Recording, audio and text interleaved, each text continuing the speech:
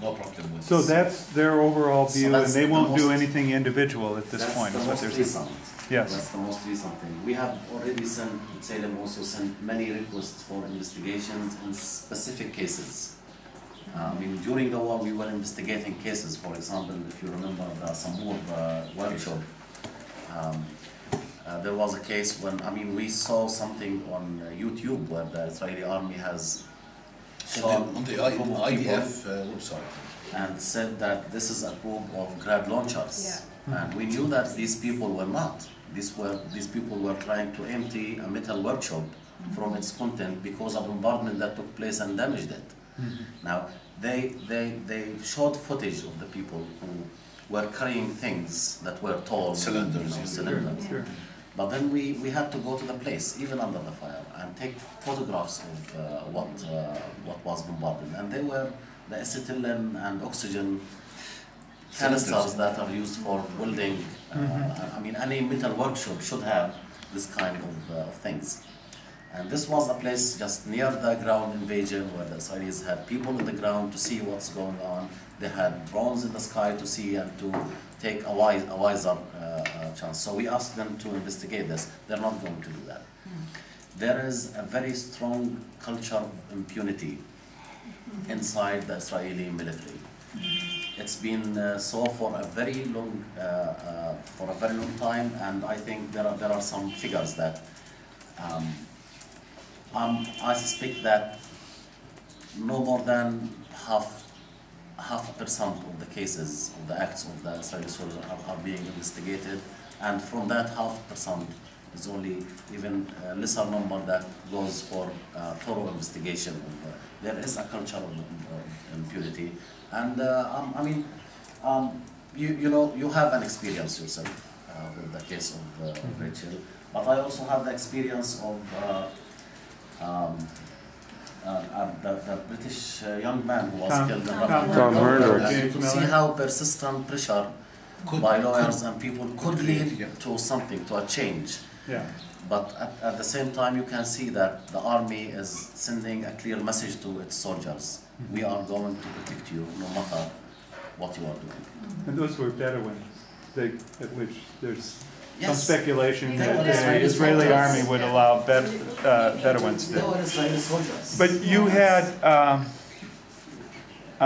but you have a letter from the IDF saying that it all complied. Is that on your website? Can I? No, but I can't. Very recently, 3 weeks ago, we sent Ehud Barak, the Minister of Defense, a letter. When he was not in Arabic and English, so you can read it. Asking, because we hear that there is an internal investigation, especially on the destruction of property. Property. There were rumors that some of those houses and public or private property that were destroyed were beyond the accepted regulations, according to international law. It's not. So they are conducting this. So we send them the facts to Mr. Mazuz, who is the Attorney General, or the what they call it, and Mr. Bara, and they contacted us asking for the details where they will send or so in case they decide. But at this moment, we did not receive anything yet. There's no reply. To this letter, there is no, but there's another letter that we have received, and I, of course, it was part. It's more from the Attorney General's office rather than the IDF, if I'm not mistaken. Yes. In response to a petition submitted in the court. But if it's general, I guess I would, if you could fax us a copy, and because I'd like to take that, I assume we'd translate it, but take it to the senator. It is in English, actually. No. Then we could take that to the senator. We could take our State Department statement that there was no investigation on our daughter's case and say, if you want an investigation, you have to press for that to be an independent investigation, and you know, he may listen. So here's our fax number. It's on there. So I was wondering if all your Jewish friends call you, and I mean, do you ask them what are they doing about this? You know, everyone says it's the government's fault, you know, but a lot of people say the German people were responsible for fascism. So, and, you know, do you ever confront them and say, you know, what you're doing to us is like what was done to you?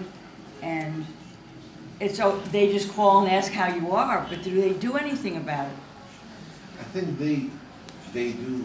The problem is the fact that the Israeli society is going towards the right or the far right. And those people are being isolated. I mean, being very, very few intellectuals, you know, to great extent. I know many. I don't know how many, maybe a group of people. But I mean, so you don't... Who left Israel for good. Because they cannot live there.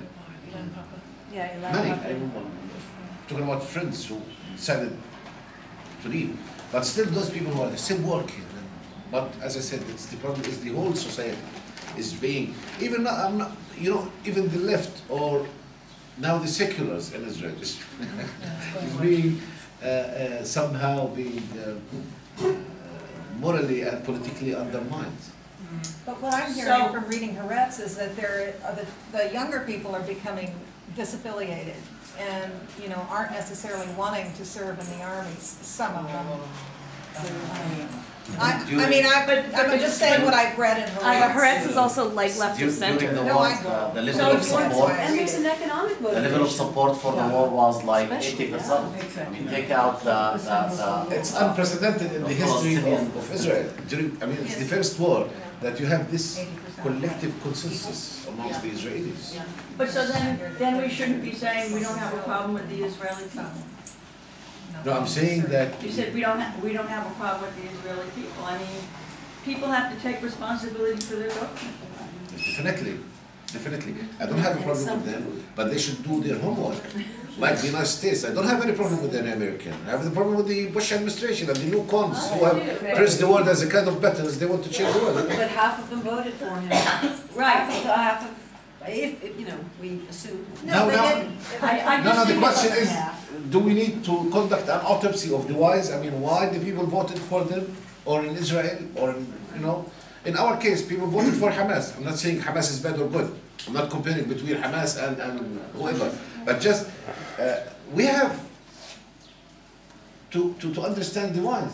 All reasons are there for the people to vote for Hamas. From the corruption of the PA, to the undermining the PA and the peace process, to this cheap use of the misery for political interest from the international community, all of this.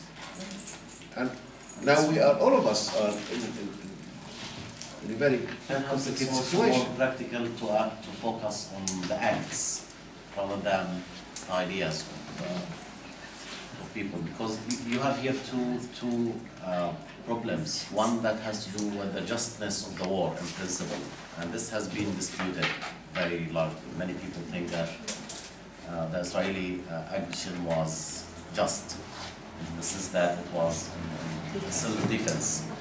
But it's rubbish. It cannot be founded. I mean, an occupying force cannot be defending itself by logic such a war.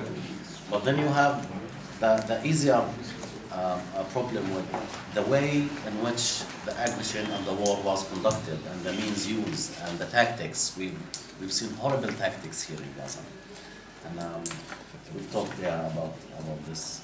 Now there is a Christian there and one there, okay? One here and one there.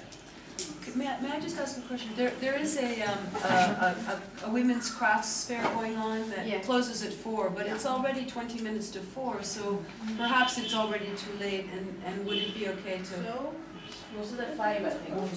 At 5? So, because I think this is an important conversation. You know, we need the education to go back and be better, so better advocates.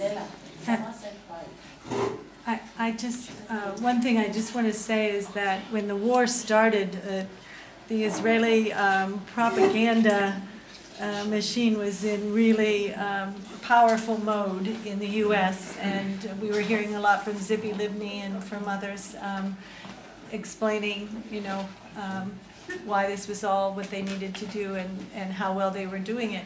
But I